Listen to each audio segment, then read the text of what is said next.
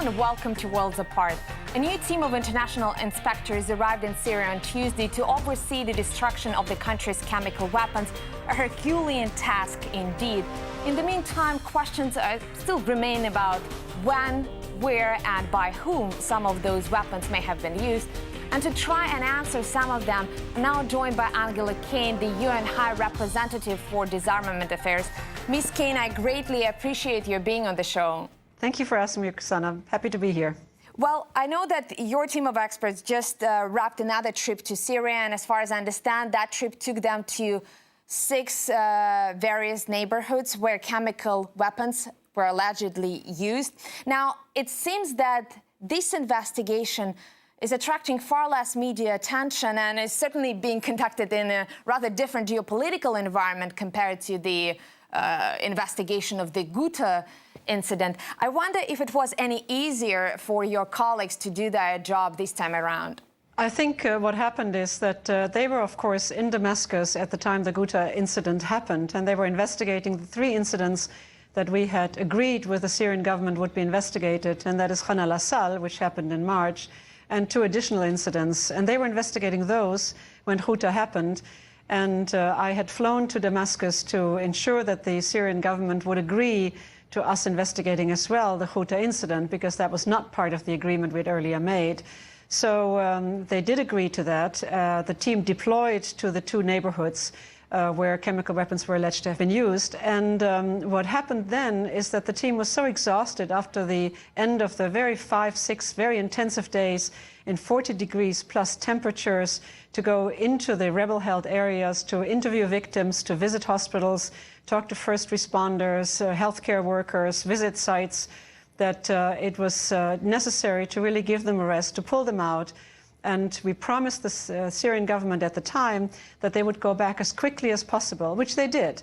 They did the report on the August 21 incident. They went back, wrote the report, and they basically came back. And of course, none of us could have anticipated the dramatic development of the agreement between the Russian Federation and the United States in Geneva.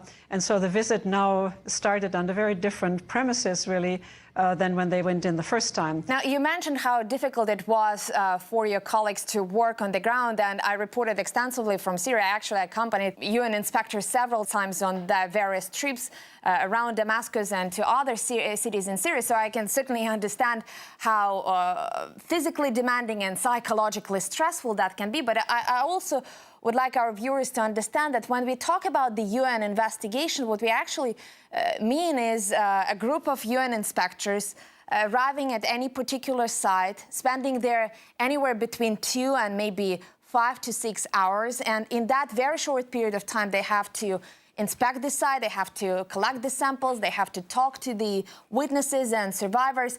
And I'm sure nobody doubts that professionalism, but I have to ask you, how limiting do you think are the time and security constraints on the overall quality of collected evidence? You're absolutely right, and you've had a first-hand view of it. But what happened is that, first of all, we had to negotiate with the government to have a ceasefire for the time that the team would spend in the field with the rebel-held territories. And then we had to make an agreement with the rebels to basically say, look, we need to talk to victims, we need to talk to first care responders, we need to talk to officials, and we also need the space to do it in. Every single person who was interviewed was filmed, photographed, and all of there were recordings made so that we had a complete case history. And then there was blood drawn, there was hair and urine samples, and also if there was a site that had possible environmental evidence, the team was taken there and they took environmental samples. All of this is detailed, of course, in the report. But what is very important is that there had to be a chain of custody. Now, the chain of custody means that the inspectors or the team, the investigation team, took the samples, took the case history, recorded it all, and made sure that it never left their site. You are right that it was very demanding to do it in a very short time. As far as I understand, there are absolutely no concerns, no criticism about the chain of custody for these samples this time around. And I know that Syrian officials were accompanying your team all the way to The Hague. But I think there is a lot of criticism with regards to the actual methodology that you just mentioned. And if I can bring up one particular case. I know that in Ghouta, your team had to collect environmental samples in two very different areas, in West Ghouta and in East Ghouta, and you also collected human samples from the survivors that the opposition pre-selected for you. And as it follows from the UN report, which is now in public domain, none of the environmental samples that your team collected in West Ghouta tested positively for sarin, and yet pretty much every human sample that you collected there tested positively. How would you explain this inconsistency? Because it's not addressed in the report, but I'm sure the experts, being the professionals that they are, would have thought about this discrepancy. I think what we always said is that the team would actually present the facts. And I think the facts are there for everyone to see. They collected, I believe, 30 environmental samples in the Ghouta incident, or incidents, I should say. And also they collected about 80 environmental biomedical samples from the victims and people who had been affected. They did prove that sarin was evident in the samples they found. But on the other hand, if they did not find sarin in the environmental samples, it just testifies to the honesty of the inspections, that they're saying, this is what we found, this is what we took. But on the other hand, what you also pointed out is, yes, they had 4 site visits to the various sites. They did go in 4 different times. But of course, that's only a small area that they covered. So in a way, it was a limited exposure, also time-bound, because you will recall the first day they were under sniper fire. So they had to return, exchange the car, and then went in again, which further curtailed the time. But it wasn't to say it was used on a massive scale. All they found is that it was used, and there was definite positive proof of sarin use. Can I just specify, how did you reach those conclusions? Because environmental samples are extremely important, and I know that in the report itself, it is stated that on that particular day, August 21st, weather conditions would have maximized the potential impact of chemical weapons use. So sarin, if it was indeed used, would have stayed closer to the ground. It would have penetrated the lower levels of the building. So at least one of the samples, I would assume, I'm not a scientist, of course, would have tested positively, and yet none of the samples, none of them tested positively for sarin. So if you believe that sarin was used in that particular area, you must have relied your judgment on the human samples. Is that right? No, I basically think that if you read the report comes out and says sarin was used. And it is also a matter that maybe in the environmental samples they took, there was no sarin found, but that doesn't mean that sarin wasn't used. It was there in the human samples. And so I think that when I explained to you is that there was a limited time. If they'd had more time to go around, maybe they would have found different samples. It was a limited collection that they did, but the collection was conclusive. And I think it was very comprehensive. And so therefore, and in the matter of transparency, as you mentioned, we shared all of these samples with the Syrian government. They basically were split when they arrived in The Hague. We facilitated the travel of the Syrian officials to The Hague because we wanted to have a completely transparent process. And that is what the inspectors concluded. Ms. Kane, I think nobody would actually question the transparency of the whole process or the integrity of the team. But one possible explanation that other scientists have floated would be that all those people that were supposedly, that were telling about how they were sleeping at night and that rocket hit, they were brought actually from a different area, that they were not residents of West Ghouta, but were indeed brought by the opposition to somehow change the flow of that investigation. Is it something to consider? Is it a viable explanation? I think that is, I think you can put forward any suppositions that you want, but on the other hand, the team did not go into a limited area that was only, let's say, 100 meters by 100 meters. I think they did go to different sites, and I think it is extremely difficult. I mentioned to you that 80 different case studies that they made extensive studies of. And I think it is not possible to say we brought them all in from different areas. To my mind, that is inconceivable. Anyone can come up with a theory, but that does not mean that the theory is correct. Can I just check it with you, because you obviously have much larger expertise on this issue. Would it have been possible for the sarin to be used and then evaporate in a matter of, say, 5 days? Because certainly we have no reason to doubt the expertise of the team. They would have known how to collect the samples. And I look at the list of samples that they collected, and it's indeed very diverse. I mean, it's a piece of fabric, soil samples, all the various samples that they relied upon. And I think in collecting environmental samples, they had a certain degree of freedom. They could choose whatever they wanted. But when it comes to the access to actual survivors, they didn't have that freedom. Those survivors were, quote unquote, pre-selected by the opposition. So again, is it conceivable that sarin was used in that particular area, but that all the traces evaporated in a matter of a couple of days? It is scientifically not possible for sarin to evaporate in such a short time. I think, as the report also shows, that the sarin was enriched with stabilizers. And stabilizers actually means that it remains a lot longer in the environment as well as in the human tissue. The pure sarin, for example, evaporates a lot more quickly. I do not believe there's a precedent for a team of investigators going in at such a short time after an incident was alleged to have occurred and actually talking to firsthand to people who were affected and actually seeing the effects on the people who lived in that area. Mm-hmm. And those were two different areas. It was in East and West Ghouta, which is at different ends of Damascus, as you know, in the suburbs. It's like diametrically opposite. So this is the first time that you actually had an investigation of such an incident such a short time afterwards. It's never happened before that I can recall. And yet we see such a major discrepancy in the findings following from the environmental and human samples. Can I ask you one more question, and something that attracted my attention? There have been a lot of reports about a huge death toll from this now confirmed use of sarin, according to the United Nations. But what I noticed in the UN report is that there is absolutely no mentioning of examining any dead bodies, and yet we heard a lot of stories about death toll being up to 1,800 people. Why was it? Was it because you had no time, or simply because you didn't find that important, or maybe you didn't have access to dead bodies? Because certainly dead bodies would have presented you with an Oksana, interesting let me correct something. Mm-hmm. We have never, in the United Nations, we have never advanced the death toll.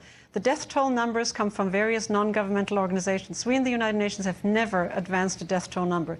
We do not have any numbers. We do not know how many people died. I didn't mean to actually imply that. What I was really asking you is whether or not your team has requested any access to dead bodies, because surely we know that there was some death toll. Have your colleagues seen any bodies in either West or East Ghouta? Have you been able to collect samples from some dead tissues and so on? No, they didn't, and I tell you why. Because there were so many victims who were still alive that there was really no need to exhume bodies and basically take tissue from them. But we had also complete case history, meaning that the victims were able to tell how they were affected, what they felt, what the symptoms were, which is much more powerful than taking tissue from a body.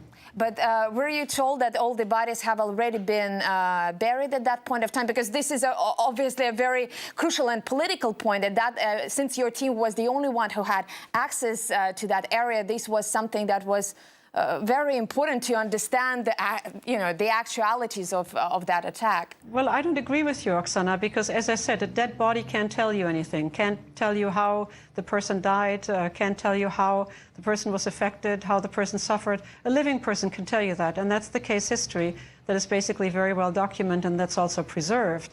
And we did not ask for bodies to be exhumed. We assumed that they had been buried simply because that's a Muslim tradition to bury people very quickly. And as I mentioned, it was extremely hot at the time that we were in Damascus. But at the time when there are so many victims who are alive who can tell the story that goes with the samples and the tissues that they took, there's no need to exhume any bodies.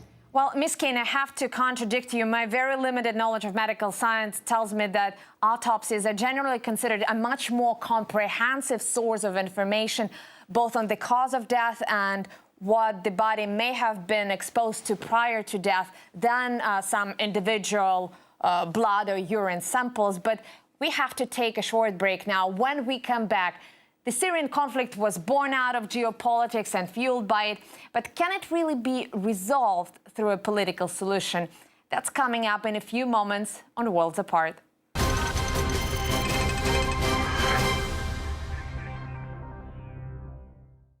Welcome back to Worlds Apart, where we are discussing Syrian chemical disarmament with Angela Kane, the UN High Representative for Disarmament Affairs. Ms. Kane, you've been with the United Nations for so long, and I know that in one of your previous capacities, you served as the Assistant Secretary for Political Affairs, dealing with all sorts of conflicts in Palestine, Iraq, Nepal, and clearly politics plays a very important role in any conflict. But I wonder, given your experience, how would you rate Syria in terms of politics, international politics, affecting conflict resolution both negatively and positively? I think what has happened is that the Syrian conflict has gone on very long. It's gone on for 2.5 years. I think a lot of people have died. We just talked about the chemical weapons and the victims, but I think we forget the magnitude of how many people have been killed by conventional weapons.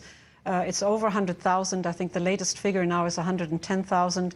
The Syrian conflict has created millions of refugees, 2.5 million refugees in neighboring countries, which has put a tremendous strain not only on the people in Syria, but also on the neighboring countries. And I must say also on the world community, because the world community has largely assisted also the humanitarian effort to help sustain the people who are in camps, to help sustain the countries that have been host countries to the refugees. And the sheer numbers have really overwhelmed the region. And so there was a great impatience about trying to come to a political solution. And that has been a very difficult effort. How do you come to a political solution? I think in the end, it all comes down to an agreement among major powers, to an agreement among member states, to an agreement by Syria, a sovereign country, a member of the United Nations. And I'm very encouraged that just in the last 3 weeks, there has been a resurgence of effort around this issue. And that started actually with the agreement also in Geneva between the Russian Federation and the United States. It started with the accession of Syria to the Chemical Weapons Convention, and it started with a new momentum towards a political solution. So you've basically got 3 pillars, and the 3 pillars are chemical weapons 1, the second is the political solution, and of course the humanitarian solution. Now, it also has to involve the Syrian opposition, and in order to conduct your investigation on the ground, you had to maintain certain contacts with the militarized opposition. I wonder, how did you go about it logistically? Did you have to rely on any of the UN members to help open those channels of communication with the opposition? What happened was that, as you know, we have a country team, a UN country team in Syria. The country team is located in Damascus. They also have some outlying offices. They are providing humanitarian aid. And obviously, we have a contingent there of security officers. And they basically helped us because they have obviously contacts, because you can't move around. If you want to distribute humanitarian supplies, if you want to do any work at all in Syria these days, you have to also have contacts with the opposition. So we had help from the country team that is in Damascus, and that was very much welcome. Now, those contacts with the opposition will be probably even more crucial during the disarmament stage, because ensuring that cooperation would be something extremely important. I think there is a certain presumption within Western political community that it is now Russia's responsibility to make sure that Syria cooperates with both your office, the United Nations in general, and other organizations. Is there a similar presumption that those countries who support the opposition now have to provide a similar level of cooperation on the part of the rebels? Oksana, I think that the overlying principle here is that we all want to make it happen. We all want to make sure that chemical weapons are no longer existent in Syria and that they're being destroyed. And I think everyone has to pull along the same vein. We're doing our bit together with the Organization for the Prohibition of Chemical Weapons. We're supporting their inspectors going in. But I must say that I don't think there's any one country or any 2 countries, or any 5 countries that are being looked to have a special responsibility. If you look at the resolution and the Executive Council decision of the OPCW, you will see that it is actually Syria who is being told, you have to be responsible for ensuring the security, you have to be responsible for destroying the chemical weapons. And so that's basically the obligation that's laid down when you accede to the Chemical Weapon Convention. Now, we know already that Syria is having great problems and cannot destroy actually the chemical weapons. But on the other hand, there will have to be some multilateral assistance or help from major countries. But how that is going to work, we don't know yet. Well, Ms. Kane, the reason I ask this question is because it's sometimes difficult to tell the difference between disarmament as a technological or technical goal and disarmament as a political goal. And I think it's easy to see why some countries would be in favor of technological disarmament, the President Assad physically doing away with its stockpiles, but they may be not so excited about that politically, fearing that that would empower his regime. So the possibility of a conflict of interest is there. Now, you are somebody who is concerned with disarmament as being the ultimate objective. And let me ask you specifically, do you think it is the sole responsibility of Syria? Is Syria the only party that is responsible for making sure that this disarmament initiative is indeed successful? According to the Chemical Weapons Convention, yes, it is. According to reality and to practicalities, we know that it cannot be. So there is an effort by other member states to help the effort along. And if you look at the Security Council resolution, it asks the Secretary General, in consultation with the Director General of OPCW, to make recommendations to the Security Council by next Monday. And then the Security Council will decide on exactly what will be the mandate. There are questions that are as yet unanswered. Syria has made a declaration of their chemical weapons holdings or stockpiles, mixing equipments, etc. That needs to be verified by the inspectors. They will have to be accompanied by security. There have to be a logistics effort. Then they will start the process of how do we actually destroy what's there and with whose help will that be done. And I think that's just a huge effort. And I would not say that that's political. Political objective is to get rid of the chemical weapons. And we will need the help of member states. It cannot be really all done by a joint UN OPCW effort. I've heard you being asked several times of how your office and the Organization for Prohibition of Chemical Weapons can ensure that Syria actually complies with the timetable that is being set and with the the plan of action that it will be presented with. And I know that you said in the past that as of now there is no mechanism, but let me turn that question around a little bit and ask you whether there is indeed a mechanism to ensure that Syria is indeed treated fairly and that indeed if it complies with all the obligations but for some reason misses the very ambitious deadline, which is the mid of 2014, and if that happens for reasons that are beyond the control of the Syrian government, and at this point we have to admit there are a lot of unknowns associated with funding, expertise, security, and so on. So if indeed Syria misses that deadline, and again we hear calls of punishing this country for non-compliance, will you be able to stand up and defend the disarmament process, not the Assad government, but the progress that hopefully will be done in this direction? I think, Oksana, anyone who looks at those timelines knows that they are extremely ambitious. And these timelines were established without knowing exactly what Syria would declare in terms of the stockpiles. But on the other hand, there's another aspect to that, and it's extremely costly. And let me remind you that while these timelines were set, I think when you look at, for example, the Russian Federation and the United States, both of these countries had timelines that were established under the Chemical Weapons Conventions. And both of these deadlines were extended simply because it was physically impossible to destroy the material in that time. But do I understand you correctly that as things stand now, it is highly possible that Syria may indeed miss the set deadline, even if it puts its best efforts into this initiative? I can't comment on that. I hope it will be applied. I hope it will be adhered to. I can't comment on that because that's speculation into the future. All I can say is that I think everyone realizes it's ambitious. Now, as we discussed, there is now a new team of experts on the ground who are now tasked with destroying the production capabilities of the Assad government to actually make those chemical weapons. And I know that this task is primarily handled by the organization in The Hague, but since you are bound by the cooperation agreement with them, let me ask you this question. I've read in some media reports that at this point of time, it's essentially something that requires a brute force, just using sledgehammers to destroy some of the machinery, destroying some of the empty shells and so on. Is it as simple as that? Let me correct one misunderstanding first. The OPCW is not tasked with destroying the chemical weapon stockpiles. The OPCW is tasked with verifying the destruction, but they're also tasked with helping Syria draw up a timeline and a possibility how best to destroy. So they give advice, but they don't actually carry out the work themselves. And the OPCW has a cooperation agreement. It is not part of the United Nations, but there is a cooperation agreement that was concluded in 2001. So we do have a very good collaboration.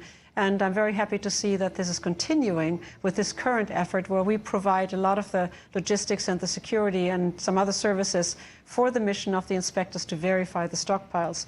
So do I understand you correctly that at this point no disarmament process per se has started yet? Has not. They have just started to deploy, and I believe they will start the inspection of the sites. I think it's the 7th or the 8th of October, so that'll be early next week. Well, it indeed looks like a colossal task, but the feeling here in Moscow and probably over there in New York at the UN headquarters that it could be done despite all odds, if, of course, a genuine political will exists. Well, Angela Kane, the UN High Representative for Disarmament Affairs, thank you very much for your time. And to our viewers, please join us again, same place, same time, here on Worlds Apart.